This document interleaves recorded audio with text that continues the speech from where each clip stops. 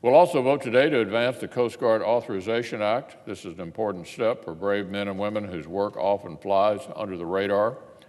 Today, as ever, the United States calls on our Coast Guard to carry out critical safety and security missions with little room for error. Just last year, Coast Guard personnel stopped over $7 billion in illegal drugs and contraband from crossing our borders. They guarded and maintained shipping lanes, and they risked their lives to lead heroic rescues after Hurricanes Harvey and Irma. In addition to authorizing funding for the Coast Guard, this legislation includes a bipartisan measure that is particularly important to states with navigable inland waterways, such as Kentucky, Mississippi, Alaska, and others. I'm very proud to have worked with Senators Wicker, Sullivan, Thune, and Rubio to make sure this provision was included.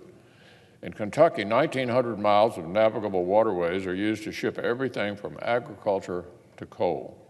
They support 13,000 maritime jobs. And those jobs support countless others throughout America, moving food from the fields, energy to homes and businesses, and exports to market.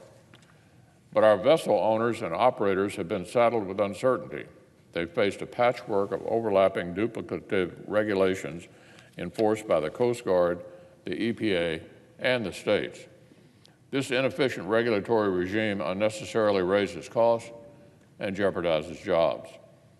Our provision, the Commercial Vessel Incidental Discharge Act, would clean up that mess and make life easier for American mariners and vessel operators while still protecting our environment. It would give them regulatory certainty and a single, uniform, cost-efficient standard enforced by the Coast Guard. This predictable structure will protect our natural resources while ensuring commerce can flow freely to market. This provision commands broad bipartisan support. It's been reported favorably out of the Commerce Committee 6 times during the last 3 Congresses, including when my Democratic colleagues controlled the committee.